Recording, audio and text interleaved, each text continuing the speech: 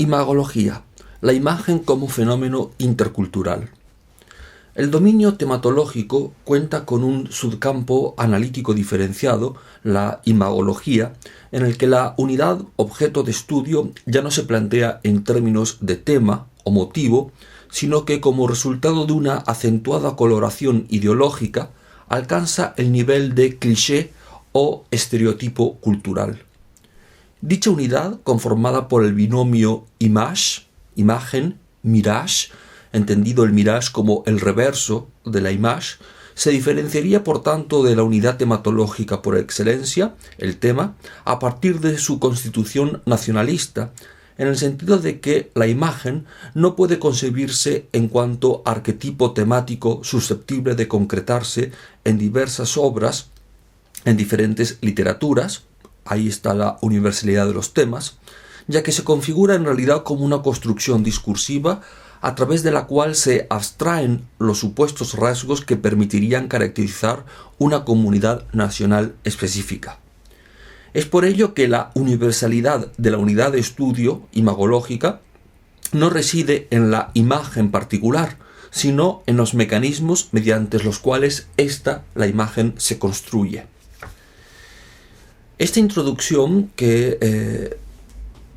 os proporciono a continuación tiene por objeto efectuar una aproximación a las principales corrientes de la imagología de procedencia francesa y alemana y reflexionar en torno de la posición que este campo de investigación ocupa en el marco de la literatura comparada. A este respecto, cabe examinar las conexiones de la imagología con los procesos de emergencia literaria y las relaciones interliterarias de Oriente y Occidente, lo que tiene que ver con la traducción y la recepción literaria, pues las imágenes nacionales pueden determinar de manera sustancial ambos fenómenos, y por último las tradiciones historiográficas nacionales, pues parece evidente que cada paradigma histórico-literario elabora una imagen de la nación que narra. Por otra parte, la naturaleza interdisciplinaria de la literatura comparada exige que se tomen en consideración las aportaciones de otras disciplinas, tales como puede ser la semiótica, la psicología, la filosofía, el derecho o la religión, por solo mencionar algunas de ellas. El arranque institucional de la imagología se sitúa en la década del 60, en las décadas del 60 y del 70 del siglo XX, con figuras destacadas como Hugo Disselguin y Daniel Henri Pajot, quienes representan las dos principales escuelas de este campo de estudios comparativo. Ahora bien, no podemos dejar de señalar que con anterioridad los estudios literarios comparados reconocen la especial singularidad de ciertos temas nacionales, no en el sentido de temas literarios exclusivos de algunas naciones, sino en el de tematización de la propia nación. Así, en la exposición en torno de la tematología que Paul Ventigem incluyó en su manual programático de 1931, La littérature comparée, ya se halla presente la valoración por la que este dominio comparativo puede presentar una singular especialización orientada hacia el tipo nacional. Cito de la página 93, traduciendo del francés: el comparatista busca a través de diversas literaturas cómo los escritores han concebido y representado, a través de sus rasgos colectivos y de sus caracteres personales, las representaciones de ciertas categorías humanas o sociales. Así se han estudiado tipos de nación o de raza como el francés, el judío. Fin de la cita. Y en la sección que Ventigem dedica a las ideas y sentimientos, la noción de intercambios de conceptos propios de una nación también es tomada en consideración. Cito de la página 100 traduciendo del francés: las diversas literaturas no han tomado prestadas recíprocamente únicamente datos precisos y, por así llamarlos, materiales, sino también formas de pensar y de sentir, que existen muy a menudo en germen dentro de la nación receptora, y que por tanto no se han desarrollado, sino que es a través de la influencia de ciertos escritores extranjeros. Con independencia de la perspectiva particular desde la que Vintigem concibe la tematización de las naciones y que está anclada en la noción de rapport de fait, relaciones de hecho, y en la tesis de que el passage, el tránsito de un tema o de una imagen de una literatura a otra, tan solo puede tener lugar cuando entre una nación emisora y una nación receptora existen afinidades tipológicas, la inclusión en el dominio tematológico no hace más que reconocer la condición disciplinaria de numerosos estudios previos, como la propia tesis doctoral de Paul Vintigem, Ossian en France, o los de Fernand Valdesperger, Goethe en France, de 1904, Paul Hazzard, La Révolution française et les lettres italiennes, de 1910, o de Toldo, Louvre de Molière et sa fortune en Italie, de 1910, entre otros muchos. No es en absoluto arbitraria la fórmula analítica que impera en todos estos trabajos y que podemos llamar A en B. Goethe en Francia, la Revolución Francesa en la literatura italiana, Molière en Italia, en la que A se concreta como una figura literaria destacada y B como la nación receptora de sus obras. A este respecto debe considerarse que estos estudios preimagológicos se inscriben en el marco de la renovación de la tematología, de manera que el estudio de la migración de los materiales literarios se sustituye por el de la fortuna de un autor específico en otro ámbito nacional. Desde este punto de vista, el autor elegido en cuanto clásico de la historia literaria nacional recogería en su obra todos aquellos elementos que definen el Geist, el genio nacional en una época concreta, cuya influencia se rastrea en una nación que, en varios sentidos, se estima dependiente de la nación emisora, con un modelo preponderante que examina el tránsito cultural desde una Europa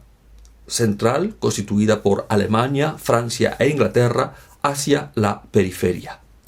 Se comprende así porque esta clase de trabajos comparativos, estrechamente vinculados a los planteamientos deterministas decimonónicos de Hippolyte Taine, han sido estimados impropios de los estudios literarios, al tiempo que se los ha subsumido bien en unos estudios de antropología o etnopsicología o incluso de historia de las ideas. Una vez más, las palabras de René Vellec y Austin Warren son significativas a este respecto. Cito: otra acepción del término literatura comparada lo circunscribe al estudio de las relaciones entre dos o más literaturas. Esta es la acepción fijada por la floreciente escuela de los comparatistes franceses. La escuela ha dedicado particular atención, a veces mecánicamente, pero a veces también con sutileza considerable, a cuestiones como las de renombre y penetración, influencia y fama de Goethe en Francia e Inglaterra, de Ossian, Carlyle y Schiller en Francia. Pero esta concepción de literatura comparada tiene también sus dificultades propias, como es fácil de advertir. No parece que de la acumulación de tales estudios pueda surgir ningún sistema netamente determinado. No existe distinción metodológica entre un estudio sobre Shakespeare en Francia y otro sobre Shakespeare en la Inglaterra del siglo XVIII, o entre un estudio acerca de la influencia de Edgar Allan Poe sobre Baudelaire y otro dedicado a la influencia de Dryden sobre Pope. Fin de cita de Vellec y Warren. Con todo, cabe subrayar que en este tipo específico de estudios tematológicos se anuncia ya un factor que resultará determinante para algunas corrientes de la más moderna imagología: la influencia del cliché nacional en la recepción literaria. En efecto, un trabajo como por ejemplo el de Valdesperger sobre la fortuna de Goethe en Francia se asienta en la propia imagen que Francia ha elaborado con respecto a Alemania, en una línea que puede remontarse hasta el libro de l'Allemagne sobre Alemania de Madame de Staël. En ese sentido, el énfasis recae en el vínculo dialéctico que se establece entre la obra concreta que se analiza, a partir de los valores nacionales que ésta vehicula, y el estereotipo que la nación receptora ha construido en relación con la nación emisora, que aquella, la obra, puede refrendar o modificar. Frente a esta tradición tematológica francesa centrada en la investigación de la fortuna de un autor en otra nación y que abarca la primera mitad del siglo XX hasta los trabajos de un autor como Jean-Marie Carré con Les écrivains français et le mirage allemand 1800-1940 de 1947, emerge en las décadas del 60 y del 70 la moderna imagología como ámbito analítico diferenciado de la tematología con las escuelas llamadas Escuela de Aquisgrán, representada por el ya mencionado Hugo Dyserinck, y Escuela Francesa, cuyos principales estudios se deben al ya mencionado Daniel-Henri Pajot. En 1966, Dyserinck publica un artículo programático en el primer número de la revista Arcadia, titulado Zum Problem der Image und Mirage im Rahmen der vergleichenden Literaturwissenschaft, en el que precisamente pone de relieve el papel desempeñado por las imágenes en la recepción y traducción de otras tradiciones literarias nacionales. Y en lo que concierne al carácter no literario atribuido a este tipo de investigación, Dyserinck pone de manifiesto que la imagen puede articular toda la estructura de la obra que la transmite, de manera que su análisis se mantiene por completo en el marco literario. Para Dyserinck, la imagología consiste en el estudio de las imágenes que con respecto a otras comunidades, fundamentalmente de carácter nacional, pero también aquellas cohesionadas mediante otros tipos de lazos, transmiten las obras literarias. Si la imagen constituye la unidad objeto de estudio de esta subdisciplina comparativa, en ella cabe distinguir la imagen propiamente dicha, entendida como el estereotipo que una comunidad elabora con respecto a otra, y el llamado mirage, considerado asimismo una imagen cultural, pero que en este caso infravalora o distorsiona la realidad de la comunidad referida. La importancia de las investigaciones centradas en las imágenes en términos generales radica en el examen de su función estructural de las obras literarias, como se ha comentado antes, así como en la comprensión de los procedimientos de construcción de la noción de nación, frente a posturas esencialistas, y en sus ulteriores resultados positivos en la comprensión mutua de los pueblos.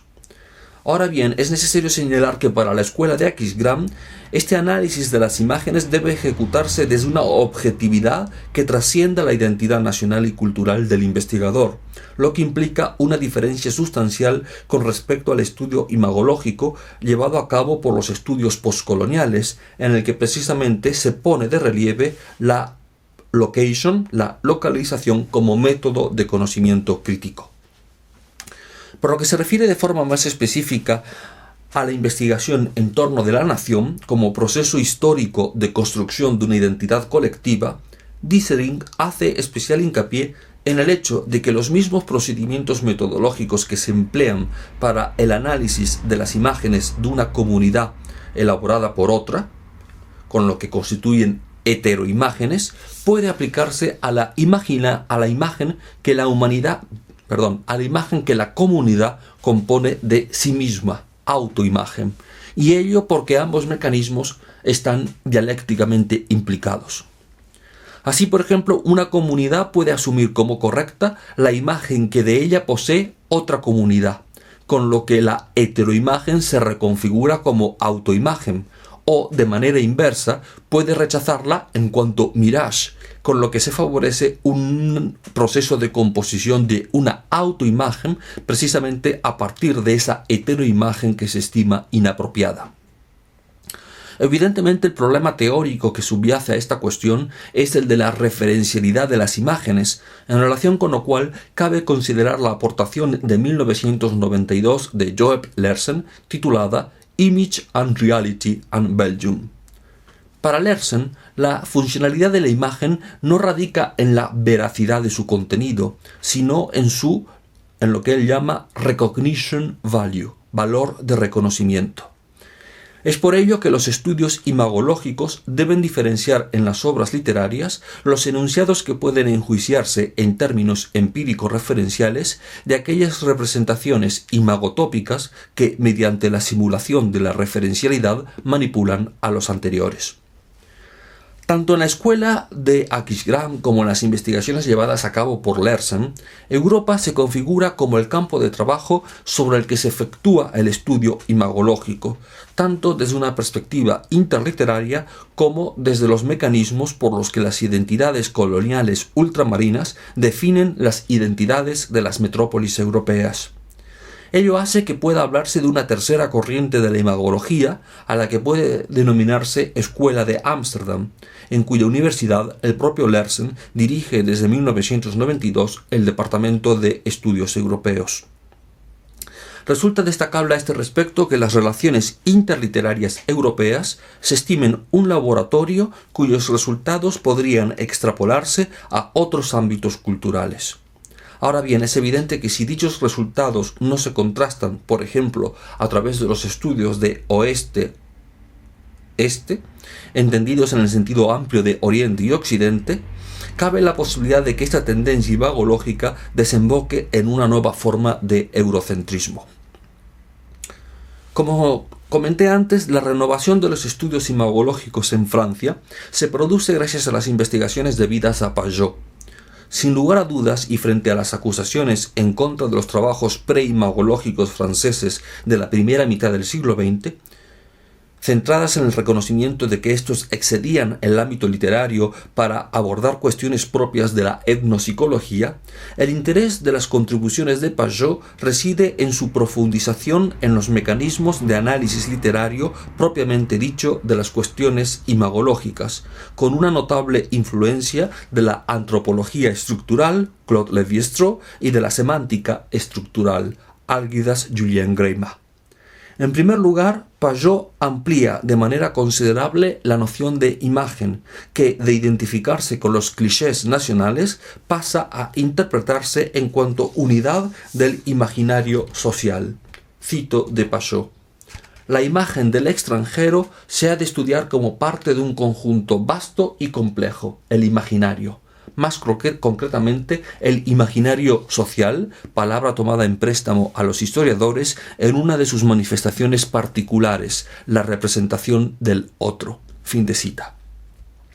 Desde esta perspectiva, en la que las deudas con las teorías psicológicas son también evidentes, Pajot define la imagen como, cito, la representación de una realidad cultural mediante la cual el individuo o el grupo que la han elaborado, o que la comparten o que la propagan, revelan y traducen el espacio cultural e ideológico en el que se sitúan. Fin de cita.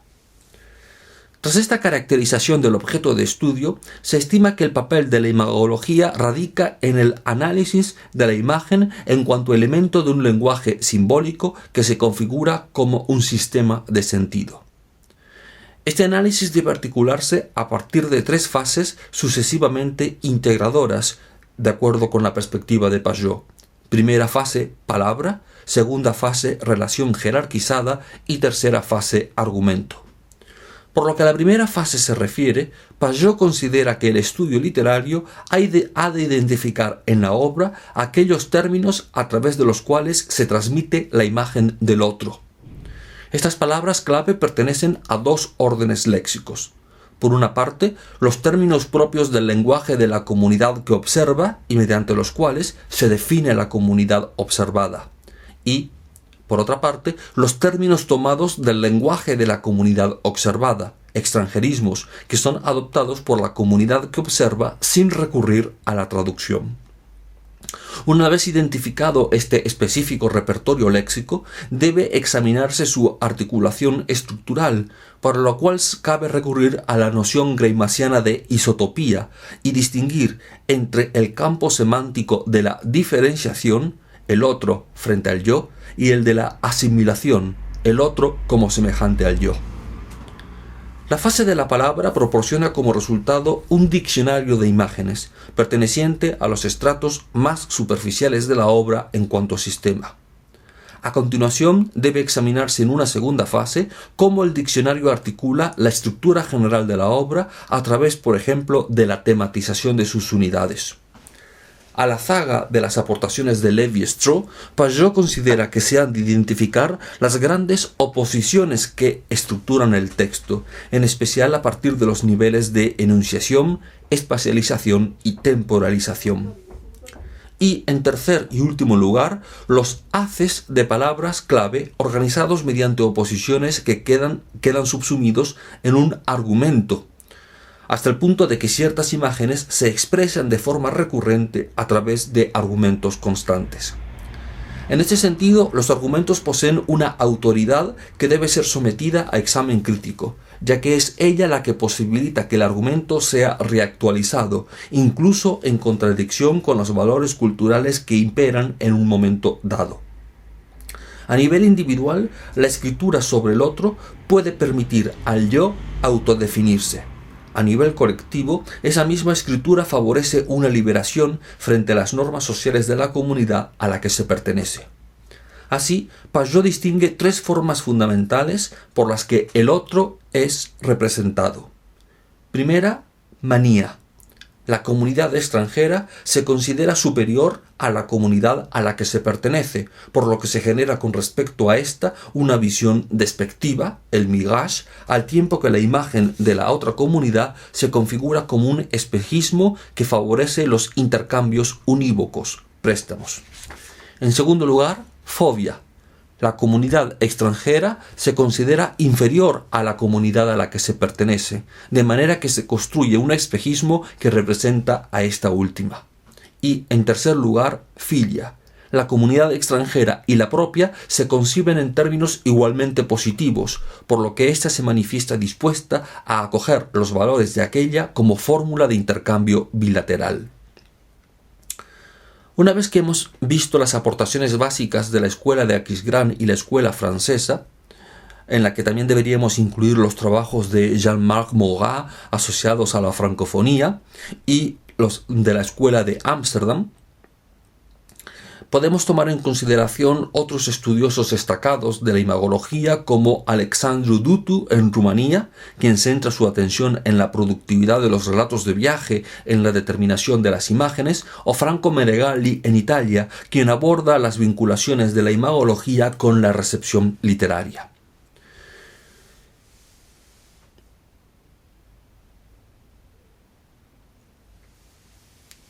Para completar este panorama, podemos tomar en consideración las aportaciones de tres campos de estudio que pueden ser de interés a la hora de profundizar en los estudios sobre las imágenes. Esos campos de estudio son la odopórica, la teoría interliteraria y la semiótica de la cultura. Comencemos por la odopórica. El neologismo odopórica, del griego odos, camino, y poirea, viaje, significa relativo al viaje. Con este término se alude al conjunto de trabajos teórico-críticos que tienen como objeto de estudio un género específico, el relato de viajes. Las conexiones de la odopórica con la imagología son evidentes si se considera que, a partir de su articulación espacio-secuencial, el relato de viajes recoge las imágenes de los territorios que el protagonista recorre. En ese sentido, y como resultado de su configuración en términos bakhtinianos del cronotopo del camino, el relato de viajes constituye la categoría discursiva por excelencia en la que se opera el encuentro del yo con el otro. Incluso parece posible afirmar que, como consecuencia de su abultada práctica en ciertos periodos, el relato de viajes se conforma como una categoría textual especialmente apropiada para transmitir un tipo de información enciclopédica que en otros momentos se revestirá de connotaciones científicas gracias a su plasmación en otras categorías como enciclopedias y diccionarios. En el manual de Armando Nisci, Introduzione alla letteratura comparata, se dedica una sección independiente a la odopórica debida a Domenico Nucera, quien recoge la propuesta en torno a este neologismo. Ahora bien, más allá de multiplicar los dominios del comparatismo, puesto que si el relato de viajes se considerase un ámbito independiente, idéntico criterio nos llevaría a aplicarlo a otros géneros, como por ejemplo la literatura de la migración. Cabe argumentar que un estudio comparado de los relatos de viajes no tiene por qué constituir un campo independiente por sí mismo.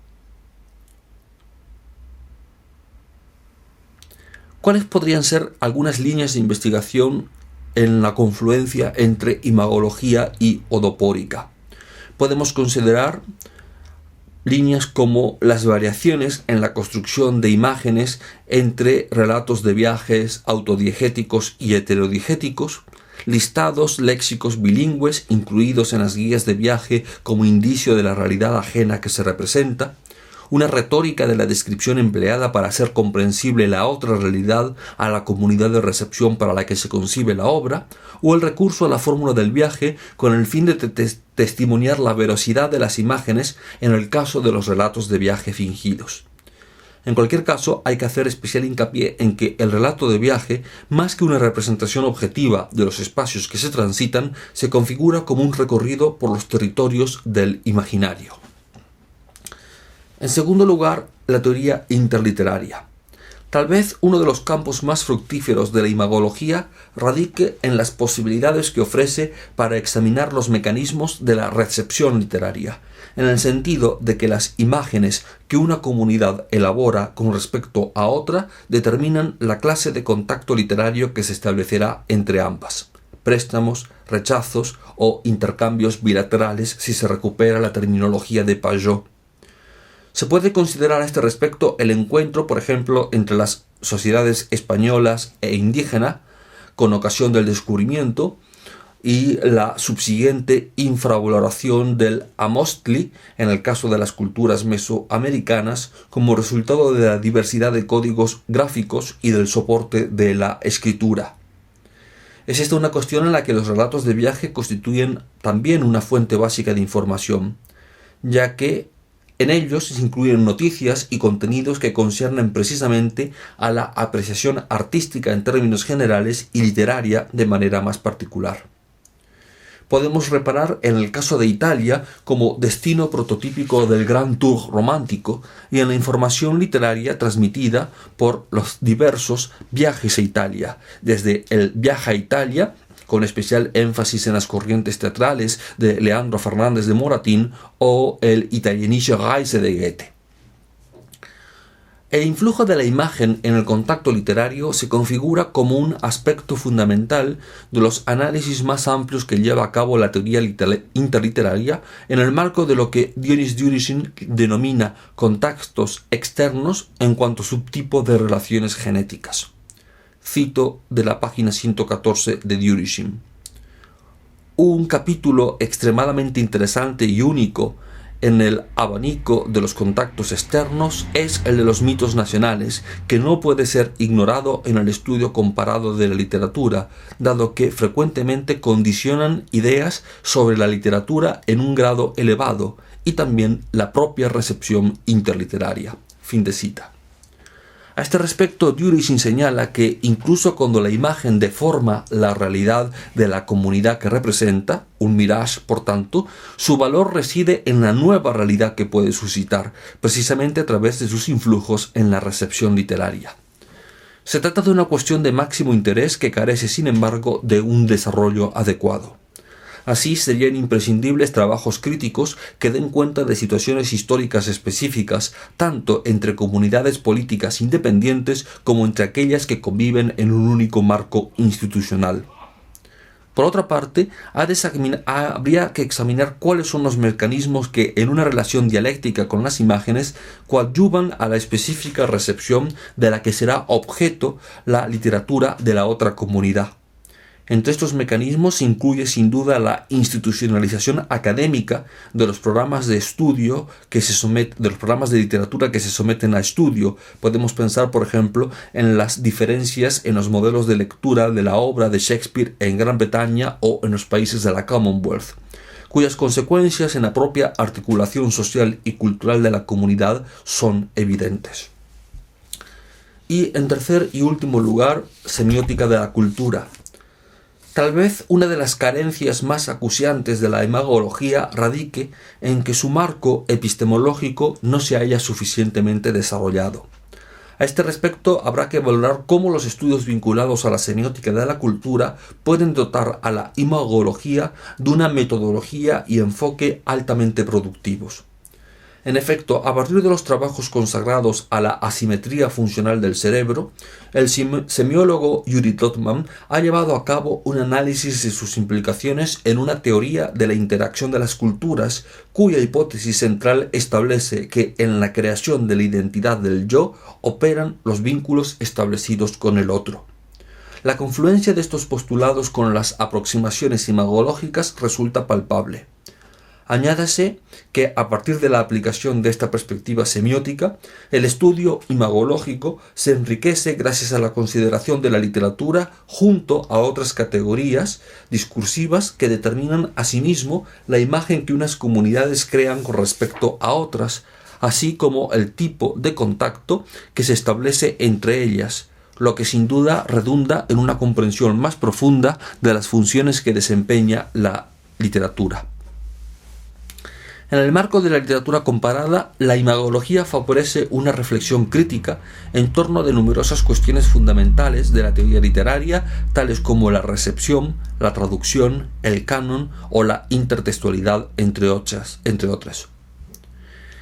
Esta reflexión favorece también el cuestionamiento del eurocentrismo y de la propia noción de literatura culta, con la que se soslayan las diferencias lingüísticas, culturales, históricas y sociales.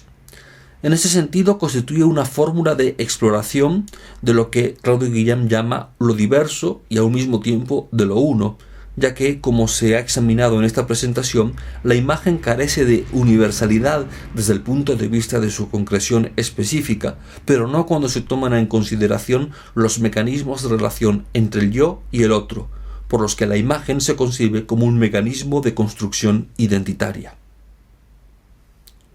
Es por esto que la imagología no debería restringir su investigación al corpus literario en exclusiva, sino que debería examinar también los paralelismos con otras manifestaciones artísticas en cuanto creadoras de imágenes.